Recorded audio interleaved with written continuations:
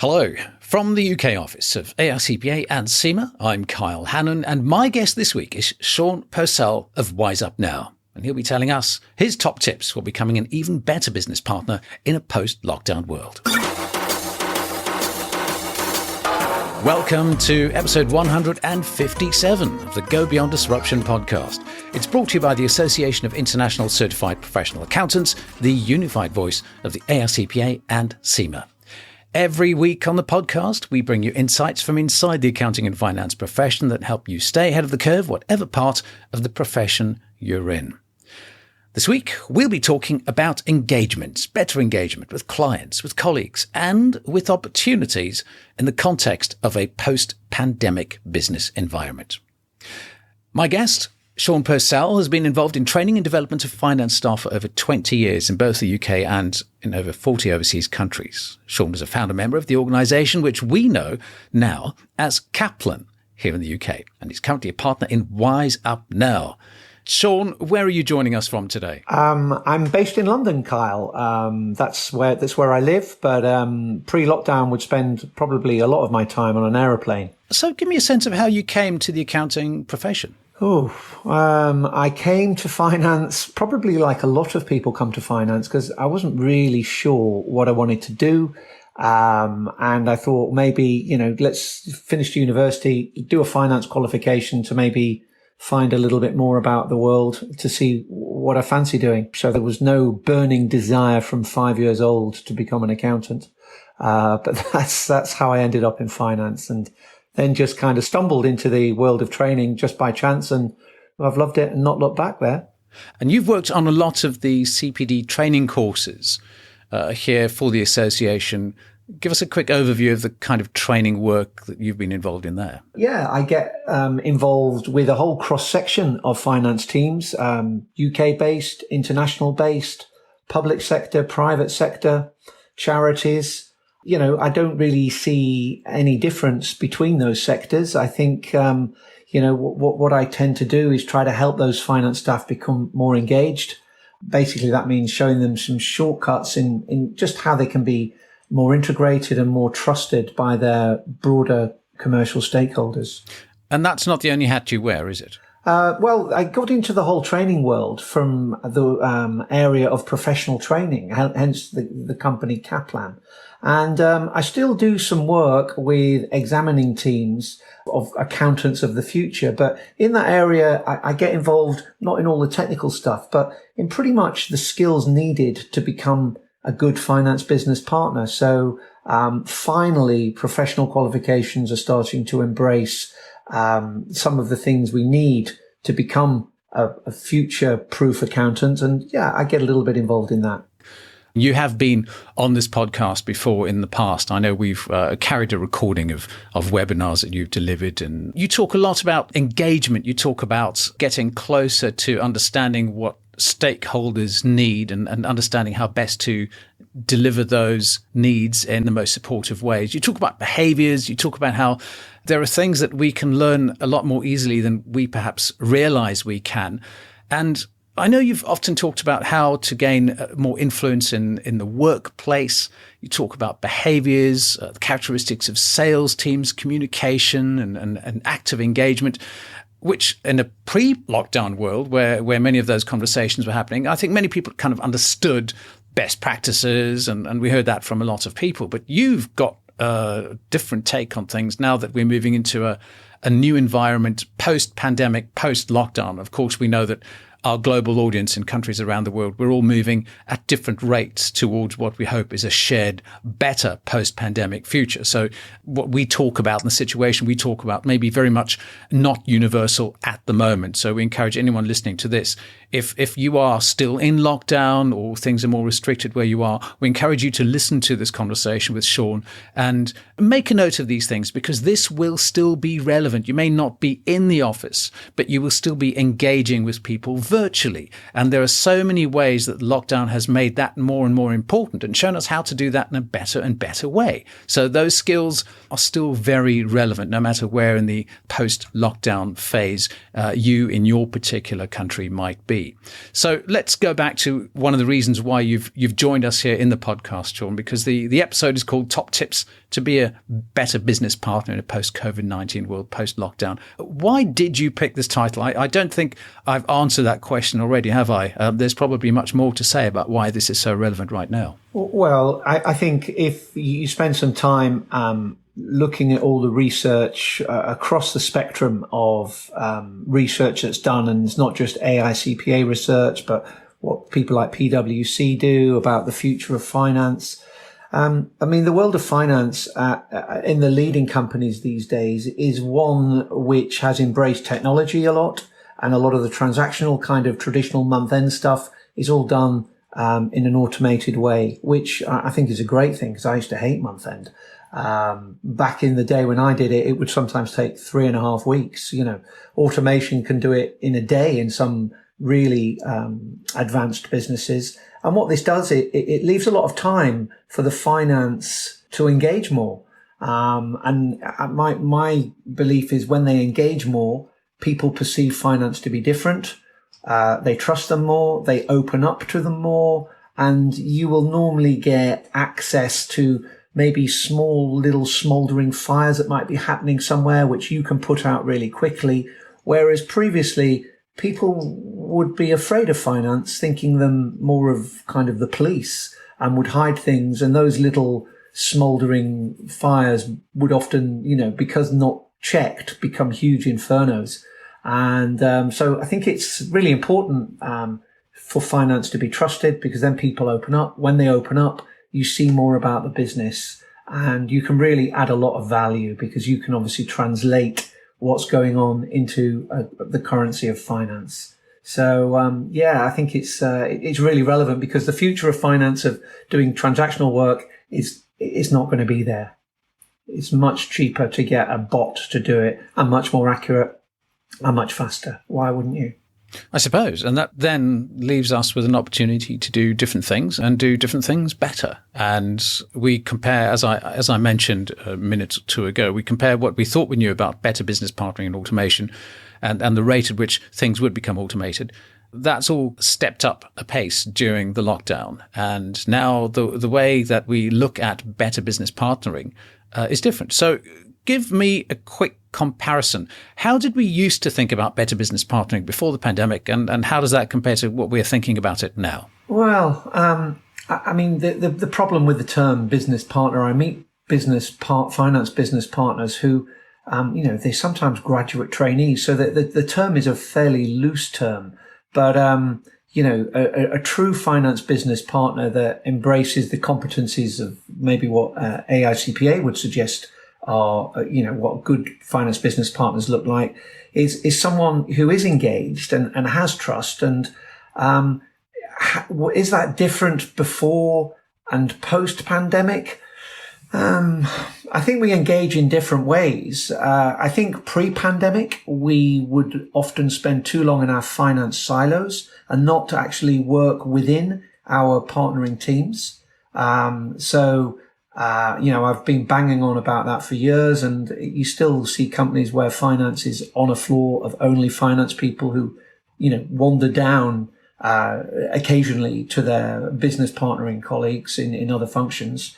I think that the crime I see committed in the pandemic is one where, well, my main bugbear is people who are supposedly engaged, empathetic finance business partners, but somehow they manage to pick everything up with their camera turned off. I just can't really see how that's possible. And I think there's just some maybe behaviors that could be improved. And I think if you're going to have empathy with people, you want to see their face. I mean, I think I said to you earlier, would you go to an interview with a brown paper bag on your head?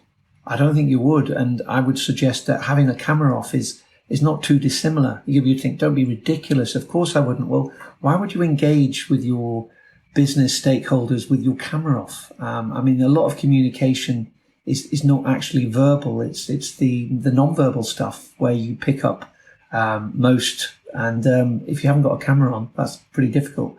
So has it changed? Behaviors are just different in a different place. But I think, as you mentioned, Kyle, the fact that we're not in the office and the fact that we need to get finance done has acted as a real catalyst to accelerate embracing automation. And I think, post-pandemic, when this automation that might have had a lot of resistance to change comes to fruition, will make a world in which business partnering is much more possible because finance people have more time. And if we're going to add value, it's something definitely needed. I'm going to go back to that cameras on, cameras off question, because we've all been in meetings where I suppose a minority of people, certainly the larger the meeting, will have cameras off because they have to conserve broadband. Perhaps the video connection is not great. Perhaps, especially during lockdown, they've got all sorts of things happening in the background that they think in some way may dilute the professional image that they're trying to convey. But of course, there are ways around that, aren't there? There are some very basic practices that would still enable engagement, perhaps turning the camera on certainly at the beginning, then explaining the situation and switching it off, but making sure you've got a static image, your photograph saved, so people can at least see your face even though your camera may be off. Are there some other ways that you would suggest people manage that so that you're balancing the engagement factor, but also the reservations people may have about diluting their professional image, so to speak, how they're coming across to other people because they happen not to be recording or sitting in a business environment? Well, yeah, I mean, it's a pretty broad situation probably people find themselves in that, you need to have empathy in that some people might be sharing a house with 4 other housemates who are all similarly online or watching Netflix, and obviously, as you say, dilutes the bandwidth. So yeah, we have to understand that. But things I see that I think are good practice are companies helping people, by providing them with maybe some kind of backdrop if they worried about all their washing in the background or whatever. So, companies kind of educate people about things that they talk, there is a bit of exposure to potential hacking when we're communicating online as well. So they educate them about, using a VPN when you're video conferencing, only use approved, make sure your machine is got proper firewalls up. So it's not just about the security aspect. Some companies even allow you to expense a better broadband connection if that's possible. So yeah, there are all these things you can do, and a simple bit. It's all been very new to us, hasn't it, in the last 12 months? And I don't think it's going to change massively in the next year or so, and may continue going forward. So I think this good companies educate staff, explain security issues of being online, but they also help them communicate better by giving them backdrops which maybe hide the washing and help them fund faster broadband connections. I think that makes very good sense. And that is something I must admit I'd not considered before, how an entire team can be helped by their organization, perhaps making sure that everyone is provided with decent webcams that can actually blur the backgrounds, make sure that everyone is given some good practices, reminded how to activate background blurring, all of that type of stuff. So yeah, there's so much that they can do. And you did mention that we're now thinking about how we approach business partnering in the future. And this podcast, Go Beyond Disruption, is only called Go Beyond Disruption because that is one thing that never stops. Disruption is always with us. So I then need to ask, right, what's the biggest disruption that we've seen in the way that we think about business partnering? How's the pandemic changed the way we view that in the future? Well, maybe one thing that has happened in the pandemic is you hear a lot of people who have felt disconnected and isolated. And I think that's quite a good analogy how many people who maybe are stakeholders of the finance business partners feel towards finance. I mean, finance is not really a regular communicator with them. It doesn't check in and chat about maybe non-financial stuff. And I think, the pandemic's maybe quite a good metaphor to explain that, how did you feel in pandemic when no one was chatting to you and you never met anyone? Well, that's kind of how we feel in, logistics or in production because, we would like you to engage more. So that's something I think we could all learn from the pandemic, our experiences of isolation, which are actually I'm not saying every finance function generates this kind of feeling towards it, but it's certainly not a minority feeling, I would say.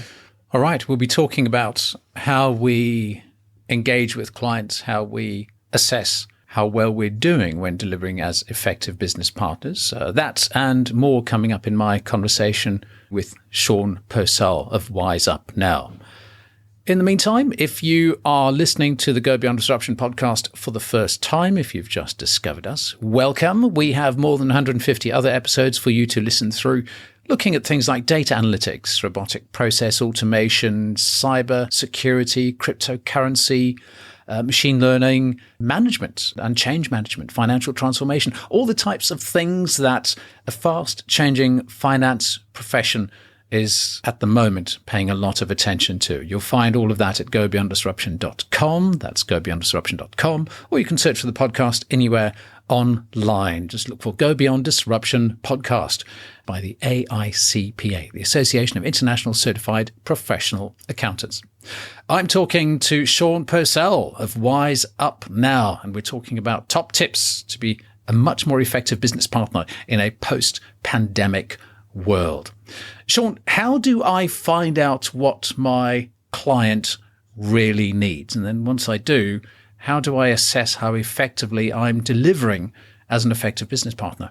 Well, that's not an easy answer, Kyle, because if you really want to find out what they want, they need to open up to you. And if they're going to open up to you, they need to trust you. And if they're going to trust you, you obviously need, unfortunately, finance has this kind of association that they're boring and all the rest of it, going back to kind of John Cleese and comedy of 30 years ago. It's a bit unfair, I think. No, if you say, I'm going out for a drink with an accountant tonight, people will say, oh, good luck.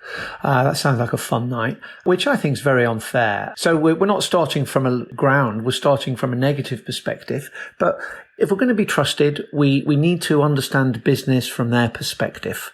And to understand business from their perspective, we have to have empathy with what's important in their lives. And we've got to come across that we're not the police. Yeah, we're not there to cut costs or sniff around about budget cutting or anything like that. We're there to help. Once that trust is established, then everything starts to come out. But it's a marathon and not a sprint because of often historical association with what finance are there to do. And a finance business partner is someone that's looking forward through the windscreen as opposed to looking through the rear view mirror of, reporting on the past. You must be able to do something else. Don't we need information as well? Well, yes, I completely agree, Kyle. And one thing when working with clients, I would always encourage them to do would be to do a kind of survey of the stakeholders of finance business partners to find out what they would like them to do less of, what they would like them to continue doing, and what they would like them to do more of. And so you kind of sugarcoat they should still do all these great things, but actually all this focus on getting it 100% correct, we don't need it. I just want a 70% feel. So please, don't become absolutely getting involved in the minutiae of roundings and all the rest of it.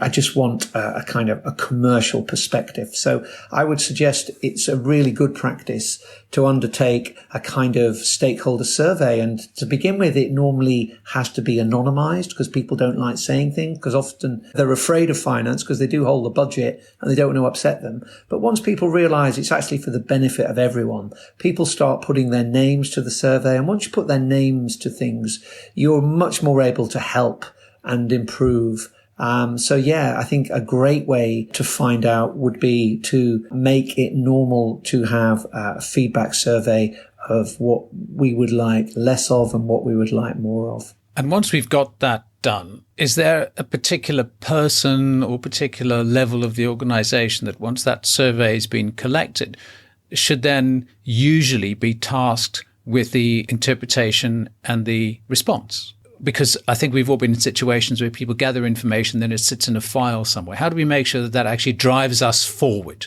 Interesting question. To be honest, my experience is as an independent third party, I've often been given the job of delivering the bad news. Or the good news. Or the good news, yes.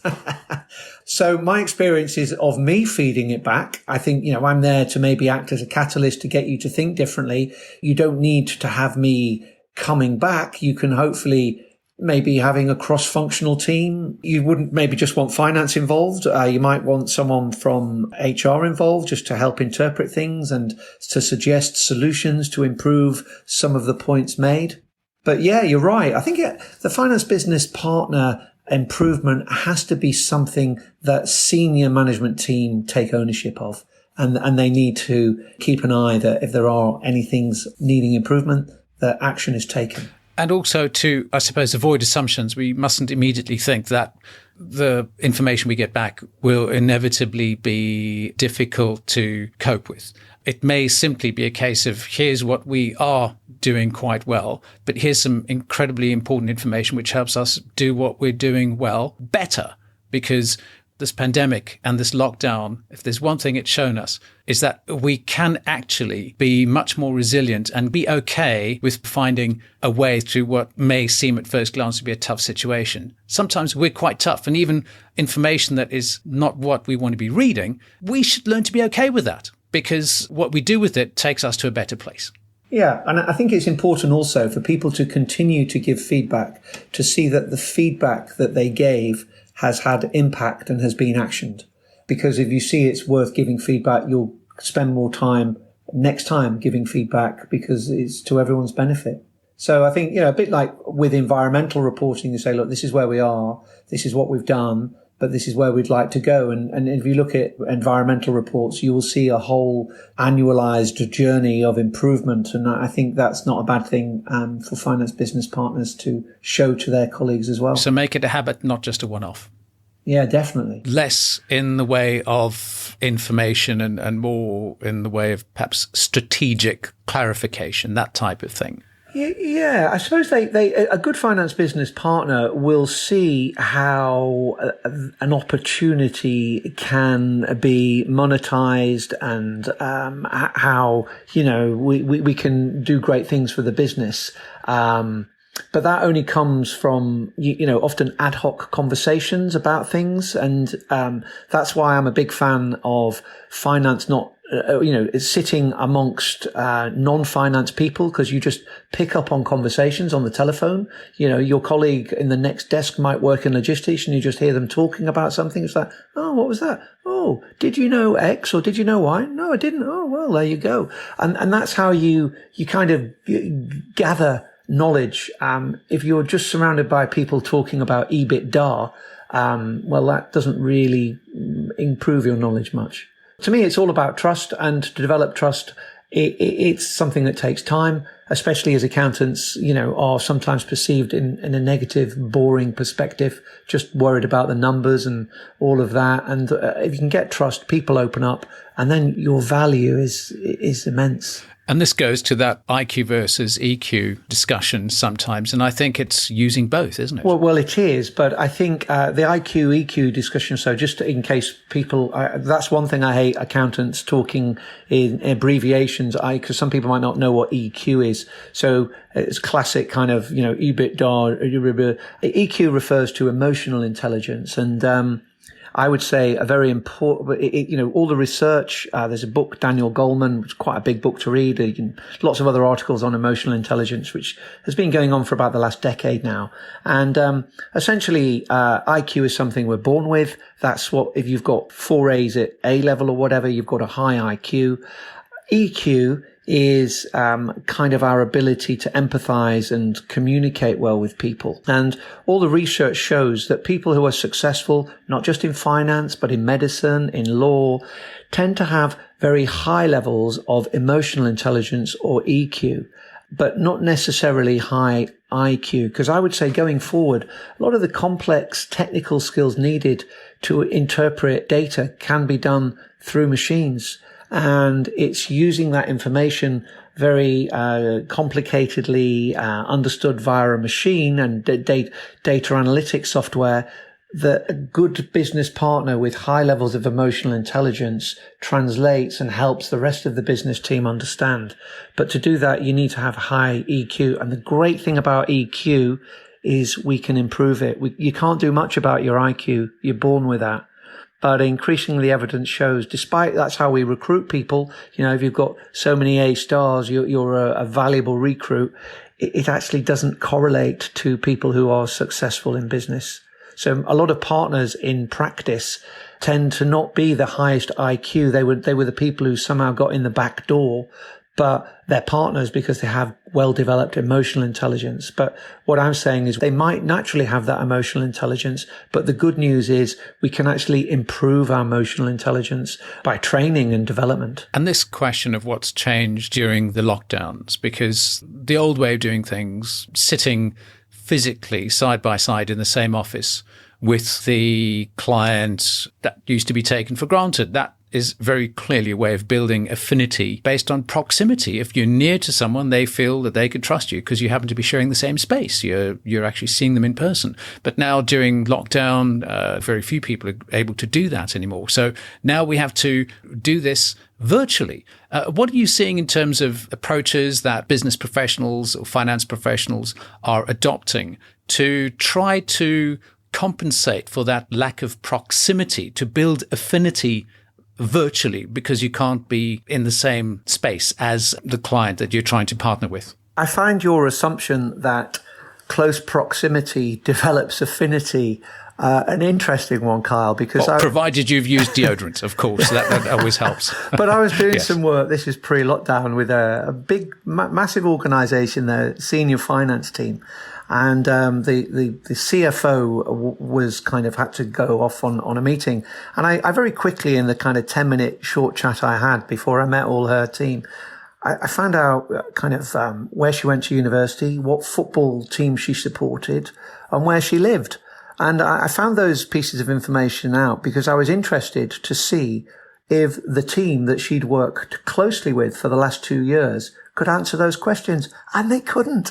And I couldn't believe it, that, you work for someone for 2 years or with someone and you don't know their football team. You don't know where they went to university, which is not important in itself. But if you knew those things, would reflect that you were able to have a broader, wider conversation.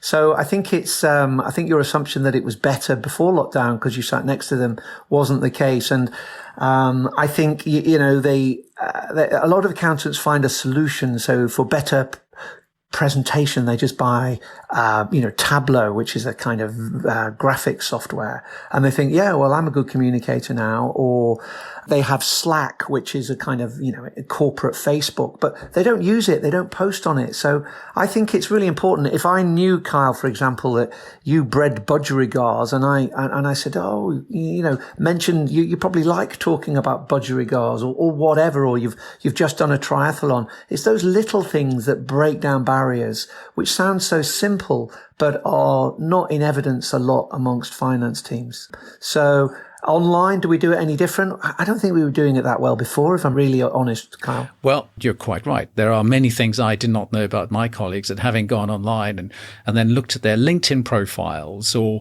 being more attentive to the information that they share when they're online. What are they using as their video background? What does that say about them? Apart from one of my colleagues who had this looped video of Godzilla crashing through his window behind him. Yeah, I've seen a few crazy ones. It does tell you something about the person, which I think is marvelous. And that, as you say, that builds affinity, even if it is slightly tongue-in-cheek and humorous. It tells you more about the person, and that is, of course, an advantage. So let's get ahead of the curve and look beyond Godzilla crashing through your window and your video background. Let's look at the next disruption. From your perspective, Sean, what is one big change that you think lies ahead in this arena, in this context of better business partnering in a post-pandemic world?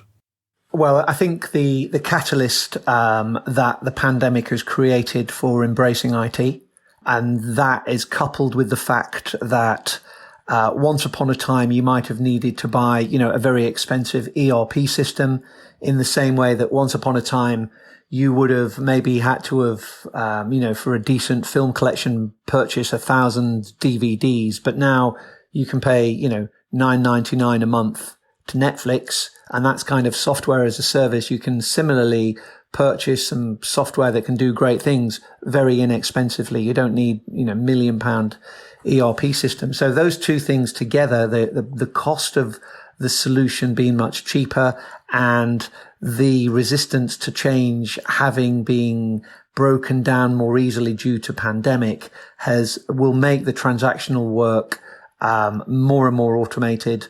It gives a finance with a great opportunity, which they must take. They've kind of been given the mandate to be the translator of commercial opportunity. And to do that, they obviously need to have the trust of people. They need to have the skills to eke out information from people and to encourage people and to listen to people. So I think the future for a finance business partner is a very rosy one. And the pandemic has helped due to the speed of automation taking place. So, Sean, would a finance professional prepare for all of this in a particular way? What would you recommend? In terms of preparing to become a better finance business partner? Yes. Well, all of the research shows that the most important things that business partners possess are good people skills. And the problem I find, especially, if I'm discussing what companies need with people, it seems like common sense, but, common sense ain't so common. And people seem to want some highly technical solution to improve their partnering skills. But really, I think it comes down to better human interaction through observing many of the skills that sales and marketing have understood to be important for years, and spend a lot of time and effort honing those skills. And if finance did the same, their partnering impact would be much greater. The AICPA has lots of stuff available, does, probably more research than any of the professional accounting bodies. And you don't have to be a member of the AICPA. You can access a lot of their free stuff online. All of the professional bodies now offer courses of various lengths and focus on finance business partnering. So hook up on one of those. But I think, as I've said already, it's a marathon. It's not a sprint. You're not going to learn how to be a better business partner in an hour. You will be made aware of a set of skills that need improving and things that you then need to work on and then develop. And switch your camera on. That obviously helps. Well, yes, exactly. I just can't believe people who switch their cameras off. But I get it if it's a 40-person meeting. But, we've got a 5-person meeting and your camera's off. I just find it a bit odd. Well, once people do start doing things in real life again, and obviously in many parts of the world, we are moving closer and closer to some type of resumption of in-person real life events and meetings and going back to the office. But of course, the hybrid future is a reality. Yeah, it's going to be online. It's going to be in real life. So if people want to catch up with you, Sean Purcell, and the work that you do with WiseUpNow, where would they go online or perhaps in real life to connect with you? Any conferences or events coming up? What's coming up? I'm doing some work with the AICPA, which is, again, having online been pushed much further. I mean, the events that I would tend to run in London would involve people coming to London, often staying in a hotel. But for the last year, we've been running these virtually. So that makes them available to a much broader population who don't need to fly or get a train. So, I mean, probably the best way to contact me, LinkedIn, like all of us probably are on. I have just from my past business partners I've engaged with, I kind of manage a business partnering little group on there. So most of my stuff is virtual. So I'm still not getting on a plane anywhere. I think virtual probably is the future, but I think we need to learn from what happened in the pandemic, just improve one or two things. And we'll put links to your LinkedIn profile into those resources in the show notes to this episode as well. So people don't have to get on a plane to get in touch, which is always nice. Now, Sean, we always ask our guests to wrap up by imagining that we've offered them the chance to design their own Go Beyond Disruption virtual T-shirt. So if you were to print one sentence on the front of this Go Beyond Disruption T-shirt, a single sentence that delivered a simple message for our listeners to take away from your conversations today, what would it say on the front of that T-shirt? What would it say? I would say a good slogan for the T-shirt would be finance business partners can change the world. And I really think they can. It's important that the rest of the business knows that. So if the finance are wearing that on a T-shirt, I think, I would encourage internal corporate comms to let everyone know the power of connecting with your finance business partner and the great benefits you can get from engaging with them. But I think if all finance people wore that on a T-shirt, it might stimulate a bit of conversation. So that would be my suggestion, if you could print that up for me, Kyle. Thank you. Certainly do our best. And with the summer coming up here in the UK, there may, at some stage, be suitably warm weather which would allow people to wear T-shirts. But at the moment, we're all bundling up with at least 3 layers because, of course, it is mid-spring, but it still feels like late winter. But I suppose a conversation for another time. Thank you very much to my guest, Sean Purcell from WiseUpNow. As we've said, the resources that Sean's mentioned, as well as a link to his LinkedIn profile and his website, all of that will be in the notes to this episode. You can view those really easily. Just click on the episode's info icon in your podcast app. You can do that on your smartphone or your tablet, or you can open the episode in your computer's web browser and find everything right there. And of course, for more on turning disruption into opportunity, especially with regard to being a better business partner in a post-pandemic world, and a look at the pandemic resources that we've got online, just visit our new portal at future.aicpa.org. That is future.aicpa.org. You'll find courses, webinars, and other professional development resources there. A very useful mix of free and paid-for resources, so go have a browse. And as I mentioned, you can also find our previous episodes at gobeyonddisruption.com. You can comment on our shows, share episodes from your own networks, and get all our future episodes automatically as they're released completely free. You can follow us on your podcast app, and as the episodes come out, you will get them. Thanks again to our guest, Sean Purcell. Sean, what does the rest of your day look like? The rest of my day, I'm actually preparing a recording to be delivered to a finance team. So I've been through lockdown learning the benefits of Camtasia, which is some video editing software which integrates well. So not very exciting, really. Just reminds us all of the power we're all increasingly able to have at our fingertips. So thank you very much for joining us, Sean. And of course, to my audience, wherever you are, thank you for listening. If you've enjoyed the episode, go tell someone about it. And we'd love to know what you think and what you'd like to hear more of. So email us via the feedback link in our show notes. From the office of the AICPA and SEMA in London, I'm Kyle Hannon. We'll be back soon with more conversations that help you and your profession to go beyond disruption. Till next time, keep listening and keep safe. Goodbye. Thanks for listening to this episode of Beyond Disruption, brought to you by the Association of International Certified Professional Accountants. Learn more about today's topic at aicpa-cima.com/disruption.